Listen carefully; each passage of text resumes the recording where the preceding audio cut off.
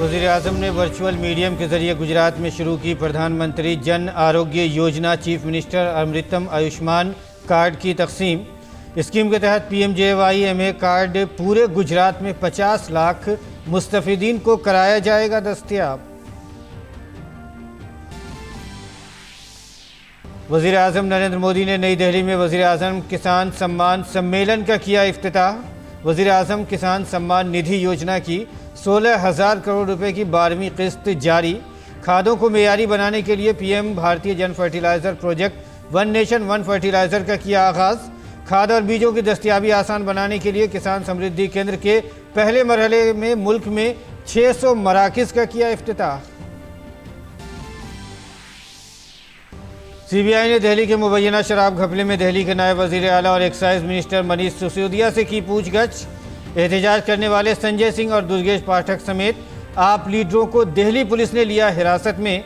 BJP ने कहा कट्टर बेईमान पार्टियां मना रही हैं बदउनवानी का जश्न।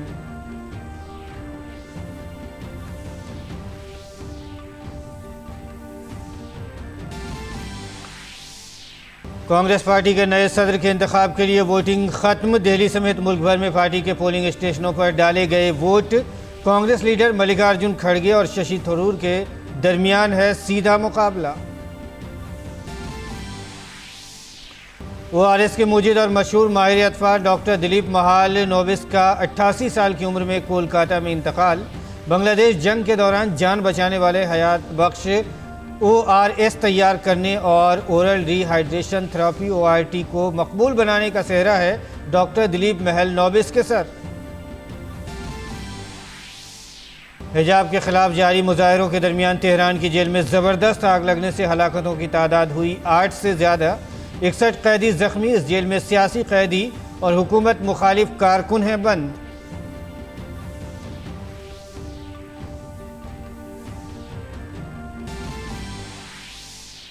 और T20 वर्ल्ड कप से कबल एक सनसनीखेज प्रैक्टिस मैच में भारत ने ऑस्ट्रेलिया को 6 रन से दी शिकस्त। मोहम्मद शमी की तूफानी बॉलिंग ने पलट दी बाजी। ऑस्ट्रेलिया ने आखिरी ओवर में गंवाई 4 विकेटें। मेजबान भारत और ब्राज़ील की टीमें FIFA under 17 women's world cup 2022 के अपने आखिरी ग्रुप ए के मैच में आज होंगी आमने सामने। भारत पहले ही मुकाबले में हो चुका है बाहर। आदाब नाज़रीन, शाम 5:30 बजे के उर्दू खबरनामे में आपका खैर मकदम है। मैं हूं आपके साथ मसरूर फैज़ी और आइए अब खबरों पर तफसील के साथ नज़र डालते हैं। बुलेटिन की शुरुआत करते हैं। वज़ीर-ए-आज़म नरेंद्र मोदी आज गुजरात में वीडियो कॉन्फ्रेंसिंग के ज़रिए PMJAY स्कीम आयुष्मान कार्ड की तकसीम की।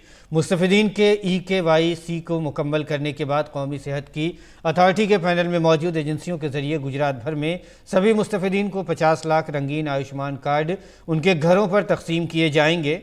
ख्याल रहे कि गुजरात के उस वक्त के वज़ीर आला के तौर पर वज़ीर-ए-आज़म ने गरीब शहरियों को बीमारी और इलाज के गैर ज़रूरी अखराजात से बचाने के लिए 2012 में मुख्यमंत्री अमृतम MA योजना शुरू की थी।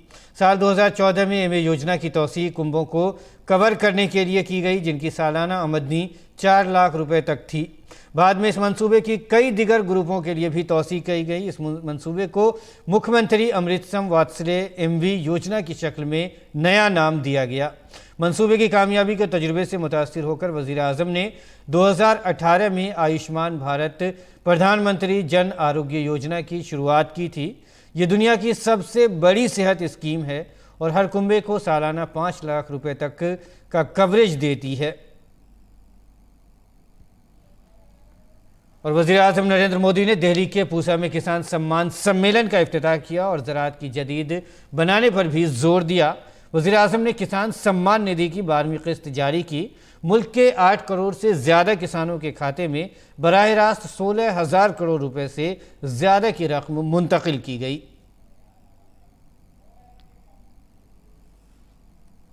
PM किसान सम्मान निधि भी है। इस योजना के शुरू होने के बाद से 2 लाख करोड़ रुपए से ज्यादा सीधे किसानों के बैंक खातों में ट्रांसफर किए गए हैं। जब बीज लेने का समय होता है जब खाद लेने का समय होता है तो भी ये मदद किसान तक पहुंच जाती है। देश के 85% से अधिक छोटे किसानों के लिए ये बहुत बड़ा खर्च होता है। आज देश भर के किसान मुझे बताते हैं कि पीएम किसान निधि ने उनकी बहुत बड़ी चिंता को कम कर दिया है। वज़ीर-ए-आज़म ने किसान समृद्धि केंद्रों के पहले मरहले के तहत मुल्क भर में 600 मराकज़ का इफ्तिताह किया। इन मराकज़ पर किसानों को बीज से लेकर खाद तक दस्तयाब होंगी। ये मराकज़ किसानों के मुख्तलिफ शोबों में मददगार होंगी। मुस्तक़बिल में इन फर्टिलाइज़र रिटेल आउटलेट्स में तब्दील कर दिया जाएगा। देश भर की 3.25 लाख से अधिक खाद की दुकानों को प्रधानमंत्री किसान समृद्धि केंद्रों के रूप में विकसित करने के अभियान को आरंभ किया जा रहा है। ये ऐसे केंद्र होंगे जहां सिर्फ खाद ही मिलेगी ऐसा नहीं, बल्कि बीज हो, उपकरण हो, सॉइल टेस्टिंग, मिट्टी की टेस्टिंग हो, हर प्रकार की जानकारी जो भी किसान को चाहिए वो इन केंद्रों पर एक ही जगह पर मिलेगी। इसके साथ ही तकरीब के दौरान वज़ीर-ए-आज़म ने खादों को मेयारी बनाने के इक़दाम का भी इफ्तिताह किया। उन्होंने इंडियन पब्लिक फर्टिलाइज़र प्रोजेक्ट एक मुल्क एक खाद का आगाज़ किया। इससे किसानों को खाद खरीदने में उलझन नहीं होगी और खाद खरीदने में आसानी होगी। यूरिया पूरे भारत में एक ही नाम से मिलेगा। जो फर्टिलाइजर बेचने वाले लोग होते हैं, जिसको ज्यादा कमीशन मिलता है तो वो ब्रांड ज्यादा बेचता है, कमीशन कम मिलता है तो ब्रांड का वो ब्रांड बेचता नहीं है।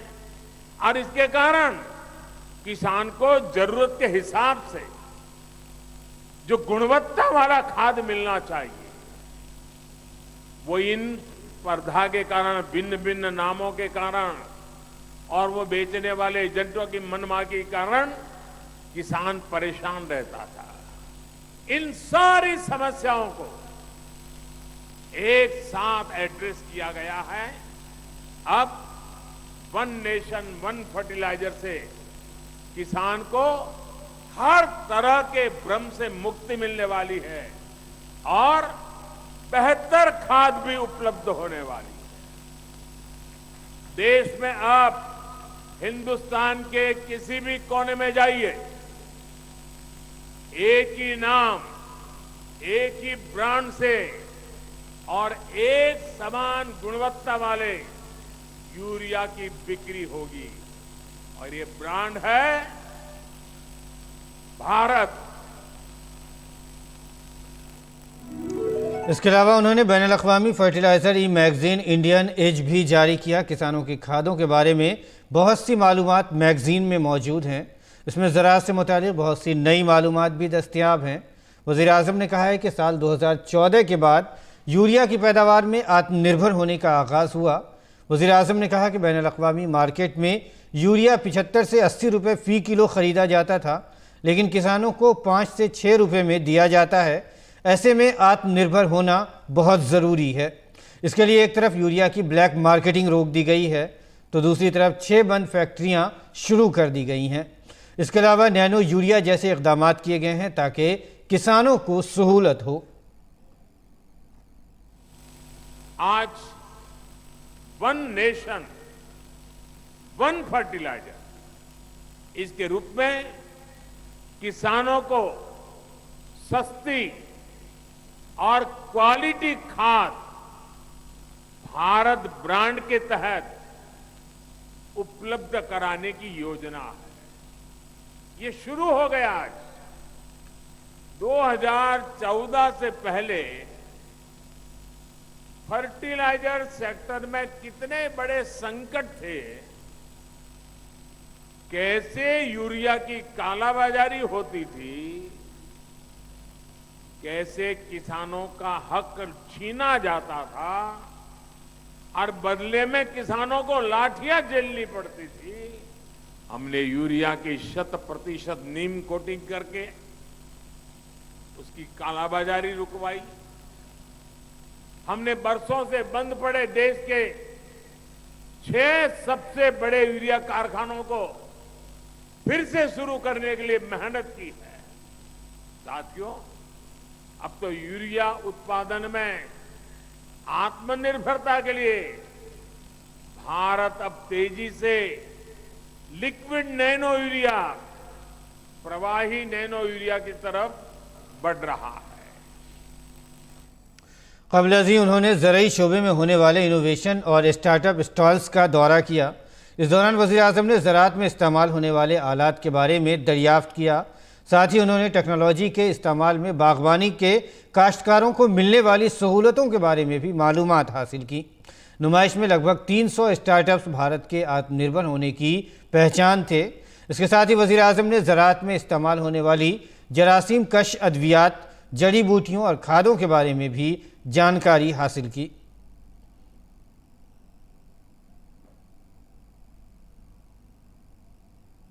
केमिकल और फर्टिलाइज़र के मरकज़ी वज़ीर मनसुख मंडाविया, वज़ीर ज़राअत नरेंद्र सिंह तोमर समेत मुतअद्दिद शख्सियात ने प्रोग्राम में शिरकत की।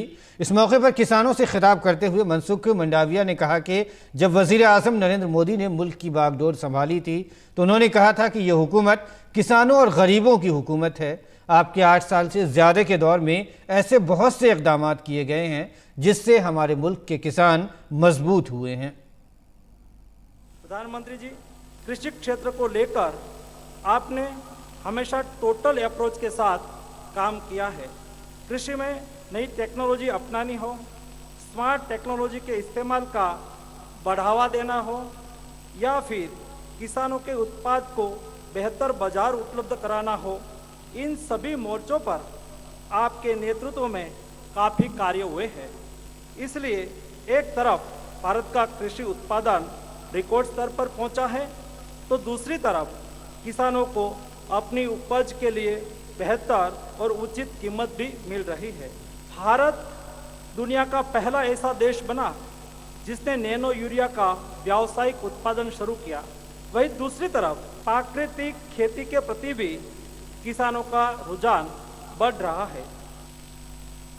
और इस मौके पर वज़ीर ज़राअत नरेंद्र सिंह तोमर ने कहा कि ज़राअत का शोबा भी वक्त के साथ साथ बदल रहा है।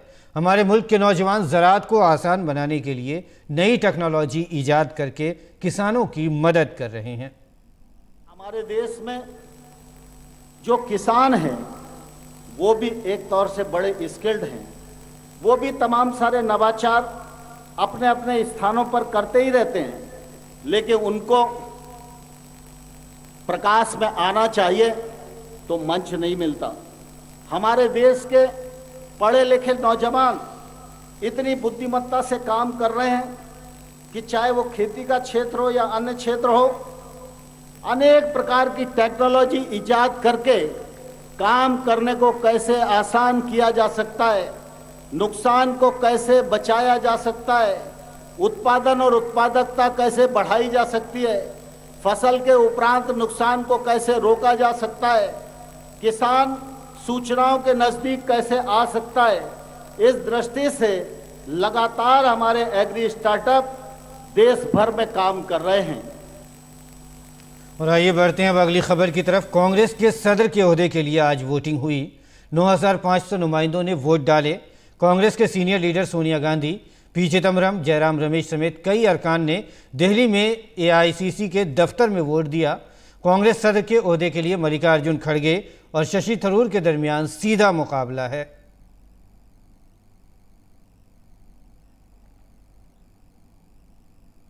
कांग्रेस के सदारती उम्मीदवार मल्लिकार्जुन खड़गे ने बेंगलुरु में अपना वोट डाला।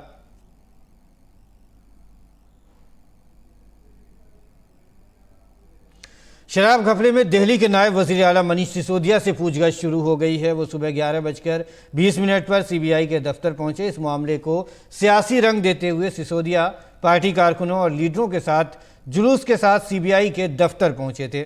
केजरीवाल हुकूमत पर दिल्ली की नई एक्साइज पॉलिसी के तहत 144 करोड़ रुपए के रेवेन्यू के नुकसान का इल्ज़ाम है। फिलहाल मनीष सिसोदिया ने ट्वीट करके जानकारी दी है कि वो इंक्वायरी में मुकम्मल ताउन करेंगे। इससे कबल सिसोदिया की रिहाइशगाह और कई मकामात पर छापे मारे गए थे। दिल्ली के लेफ्टिनेंट गवर्नर विनय कुमार सक्सेना ने दिल्ली एक्साइज पॉलिसी 2021-22 में मुबैना बेज़ाब्तगियों को देखते हुए CBI से तहकीकात की सिफारिश की थी। ये पॉलिसी जो 17 नवंबर 2021 को नाफिज हुई थी, दिल्ली हुकूमत ने जुलाई 2022 में वापस ले ली थी। भारतीय जनता पार्टी ने मनीष सिसोदिया को तनकीद का निशाना बनाया है। पार्टी के तर्जुमान संबित पात्रा ने सिसोदिया से पूछा कि क्या आप वही पार्टी हैं जिसने अन्ना हजारे जी के साथ बदउनवानी के खिलाफ तहरीक चलाई थी और आपने अहद किया था कि हम बदउनवानी के खिलाफ लड़ेंगे। संबित पात्रा ने कहा कि जो लोग बदउनवानी के खिलाफ लड़ने आए थे, आज वो सबसे ज़्यादा बुनियाद परस्त बेईमान पार्टी बनकर उभरे हैं। जो पार्टी कभी अन्ना हजारे जी को लेकर आकर जिसने भ्रष्टाचार के खिलाफ आंदोलन छेड़ा था, जिसने ये कहा था we will fight against corruption, India against corruption, और पूरे भारतवर्ष में आपने ये प्रतिज्ञा ली थी कि हम भ्रष्टाचार के खिलाफ लड़ेंगे। आप सोचिए कितनी बड़ी नौटंकी पार्टी है कि जो लोग तथाकथित रूप से भ्रष्टाचार के खिलाफ लड़ने आए थे, आज वही सबसे कट्टर बेईमान पार्टी बन के उभरी है पूरे भारतवर्ष में।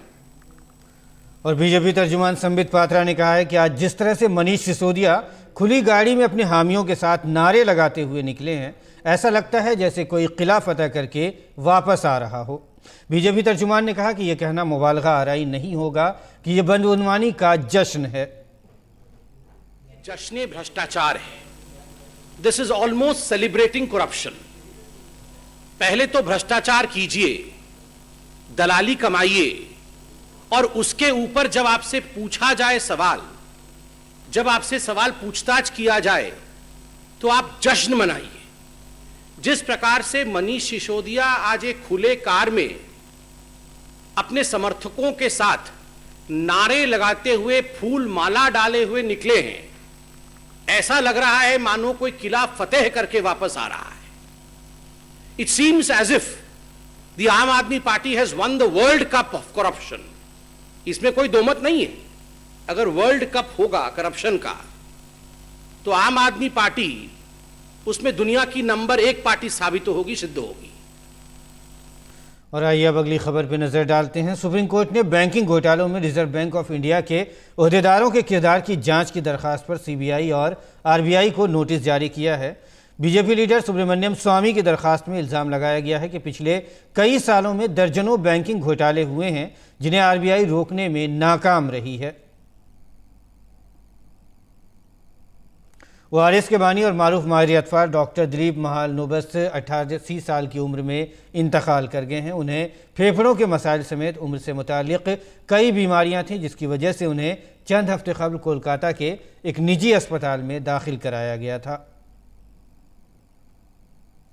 अक़वाम मुत्तहिदा ने वज़ीर-ए-आज़म नरेंद्र मोदी की पहल पर साल 2023 को इंटरनेशनल मिलेट ईयर करार दिया है। हुकूमत के इक़दाम से मुल्क और बैरून मुल्क न्यूट्री सीरियल्स के बारे में बेदारी बढ़ेगी, साथ ही साथ उनकी बरामद में भी इजाफा होगा। पेश है ये ख़ास रिपोर्ट। वज़ीर-ए-आज़म नरेंद्र मोदी की पहल पर सरकार ने अक़वाम मुत्तहिदा के सामने साल 2023 को इंटरनेशनल मिलेट ईयर ऐलान करने की तजवीज़ पेश की थी। भारत की तजवीज़ को 72 ममालिक की हिमायत मिली और अक़वाम मुत्तहिदा की जनरल असम्बली ने साल 2023 को मोटे अनाज का बैनुल अक़वामी साल ऐलान कर दिया। मुल्क के नामवर ज़रूरी साइंसदान डॉक्टर RK पाल ने कहा कि भारत सरकार मोटे अनाजों को फ़रोग़ दे रही है। मिलेट्स अगर देखा जाए सारे विश्व में ये 6 नंबर का सीरियल्स है और ये सीरियल इतना इम्पोर्टेंट है। बहुत तरह तरह का मिलेट होता है, जैसे कि पार्ल मिलेट है, फिंगर मिलेट है, फॉक्सटेल मिलेट है, और ये मिलेट एक्चुअली ये पावर हाउस ऑफ न्यूट्रिएंट्स है। डॉक्टर RK पाल ने कहा कि इन मुक़व्वी अनाजों की पैदावार, कीमत में इजाफा, खपत, बरामद, ब्रांडिंग वगैरह को फ़रोग़ देने के लाहे अमल पर मरकूज़ प्रोग्राम मुनाक़िद किए जा रहे हैं, जिससे किसानों को फ़ायदा होगा। वैल्यू एडिशन का जो है मिलेट का बहुत ज़बरदस्त स्कोप है, क्योंकि सबसे पहले जो इम्पोर्टेंट जो है ये मिलेट्स के जो जहाँ जहाँ ये ग्रो होता है इसके लिए ज़्यादा इनपुट नहीं लगता। इसका बहुत सारे प्रोडक्ट्स बन सकता है, जैसे कि मिलेट का आटा, हाँ, मिलेट का लड्डू। मुल्क में मुकव्वी अनाजों के बढ़ते इस्तेमाल और बेदारी से लोग भी काफी खुश हैं। ज्वार, बाजरा, रागी आदि इन मोटे अनाज को यूनाइटेड नेशन ने 2023 को ईयर ऑफ मिलेट घोषित किया है। ये भारत के लिए ही नहीं बल्कि भारत से दूर रहने वाले लोग और भारत के किसानों के लिए ये बहुत अच्छी बात है। वाज़ेह रहे कि मोटे अनाजों में प्रोटीन, फाइबर, मादनियात, आयरन और कैल्शियम खातिर खाह मकदार में पाए जाते हैं। इसलिए हुकूमत हिंद एक रोड मैप तैयार कर इन्हें न सिर्फ मुल्क और दुनिया में इनके तई बेदारी पैदा कर रही है बल्कि धूमधाम से इंटरनेशनल ईयर ऑफ मिलेट्स मनाकर मुकव्वी अनाजों के तई हुकूमत हिंद के नजरिए की निशानदेही भी कर रही है। प्रधानमंत्री नरेंद्र मोदी ने मोटे अनाजों को बढ़ावा देने के लिए एक और जहां इन्हें न्यूट्री सीरियल्स का नाम दिया है, वहीं दूसरी ओर अंतर्राष्ट्रीय स्तर पर इनको बढ़ावा देने के लिए संयुक्त राष्ट्र संघ के जरिए मिलेट्स ईयर 2023 घोषित करवाने का महत्वपूर्ण काम भी किया है। निश्चित तौर पर सरकार के इस सार्थक प्रयास से एक और जहां न्यूट्री सीरियल्स को बढ़ावा मिलेगा, वहीं दूसरी ओर अंतर्राष्ट्रीय स्तर पर इनकी बिक्री बढ़ने से किसानों को इन उत्पादों के वाजिब दाम भी मिलेंगे। मेरे सहयोगी कैमरामैन हरजीत सिंह बाबा के साथ मोपी यादव, DD न्यूज, दिल्ली। और आइए अब आलमी खबरों पर नजर डालते हैं। ईरान के दारुल हुकूमत तेहरान के जेल में आतिश ज़दगी से मरने वालों की तादाद 8 से तजावुज़ कर गई है। अदलिया ने बताया कि धुएं के बायस दम घुटने से कैदियों की मौत हो गई जबकि 61 कैदी जख्मी हो गए हैं। इस जेल में सियासी कैदियों और हुकूमत मुखालिफ कारकुनों को रखा गया है। दोहरी शहरियत के हामिल अफराद भी यहाँ कैद हैं। इन पर होने वाले मजालिम की वजह से अमरीका ने इस जेल को ब्लैक लिस्ट कर दिया है। ये कार्रवाई पुलिस के हाथों 22 साला कुर्द लड़की महसा अमीनी के कत्ल के बाद जारी एहतजाज के दौरान की गई। ईरान में गुज़िश्ता 4 हफ्तों से हिजाब मुखालिफ मुजाहरे जारी हैं। ये मुजाहरे 1979 के इनकलाब के बाद बुनियाद परस्त मजहबी क़यादत के लिए सबसे बड़ा चैलेंज बन चुके हैं। और ईरान के सदर इब्राहिम रईसी ने अपने मुल्क और दुनिया भर में तबाही, दहशत, फसादात और अफरा तफरी को फ़रोग़ देने के लिए अमरीका को कसूरवार करार दिया है। उन्होंने कहा कि ईरान के साथ होने वाली हर खुशी या अच्छाई से अमरीका नाराज़ और परेशान है। उन्होंने जौहरी मुआहदे की नाकामी का भी अमरीका को ज़िम्मेदार ठहराया। इसके अलावा ईरानी सदर ने इंसानी हुकूक पर दोहरा रवैया अपनाने के लिए मगरबी ममालिक की मजम्मत भी की। ख्याल है कि गुज़िश्ता 4 हफ्तों से ईरान में ख़वातीन की हालत के मसले पर जारी एहतजाज ने मुल्क को हिला कर रख दिया है। ओपेक के रुकन ममालिक ने इस महीने से तेल की तखफीफ के फैसले की हिमायत करने पर इत्तफाक जाहिर किया, जबकि अमरीका ने सऊदी अरब को हदफ तनकीद बनाया है। अमरीका ने रियाज पर कुछ दिगर ममालिक के उस कदम की हिमायत करने के लिए मजबूर करने का इल्ज़ाम आयद किया है। अमरीका के मुताबिक इस कटौती से रूस मज़ीद मजबूती मिलेगी रूस को, और इसके अलावा अमरीका ने ओपेक के ज़रिए किए गए फैसले को सऊदी अरब की सियासी मंशा करार दिया है। वहीं सऊदी अरब ने अमरीका के इल्ज़ामात की तरदीद करते हुए वाज़ेह किया कि वो यूक्रेन पर हमले में मॉस्को की हिमायत नहीं करता है। सऊदी बादशाह सलमान बिन अब्दुल अजीज़ ने कहा है कि ओपेक प्लस इत्तेहाद तेल बाज़ारों में इस्तेहकाम और तवाज़ुन की हिमायत करने के लिए सख्त मेहनत कर रहा है। और आइए अब खेल की खबरों पर नज़र डालते हैं। T20 वर्ल्ड कप से कबल आज गाबा में खेले गए वार्म अप मैच में भारत ने ऑस्ट्रेलिया को 6 रन से शिकस्त दे दी।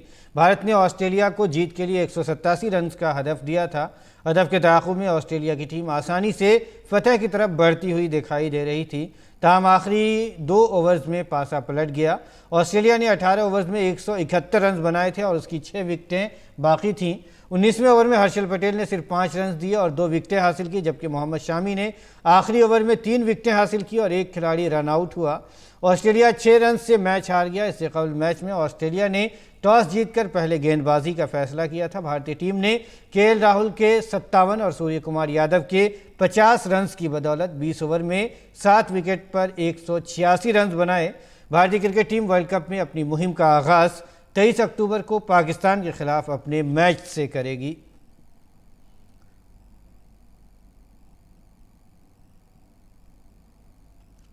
FIFA under 17 women world cup 2022 के ग्रुप ए के अपने आखिरी मैच में भारत का मुकाबला आज भुवनेश्वर के कलिंगा स्टेडियम में ब्राज़ील से होगा। मैच भारतीय वक्त के मुताबिक रात 8 बजे शुरू होगा। भारत पहले ही वर्ल्ड कप से बाहर हो चुका है।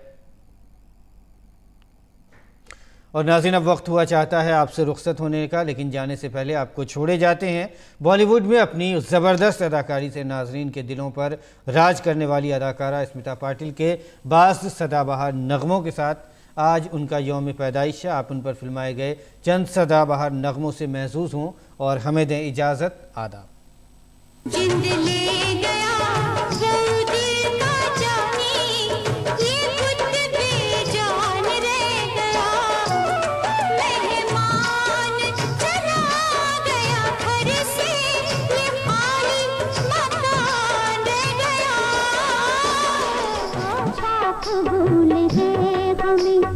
सरकार आपका ले आया फिर वही हमें, ले आया फिर वही हमें, लो प्यार आपका तोहफा कबूल है हमें, सरकार आपका। तो जाने कैसे कब कहाँ इकरार हो गया, हम सोचते ही रह गए और प्यार हो गया। तौबा जीना कितना दुश्वार हो गया, हम सोचते ही रह गए और प्यार हो गया। तूफान में हमको छोड़ के साहिल पे आ गए, साहिल पे आ गए। ना खुदा का हमने जिन्हें नाम दिया है, उम्र भर का गम हमें इनाम दिया है। दुनिया में कितना हम है, मेरा गम कितना कम है। लोगों का गम देखा तो मैं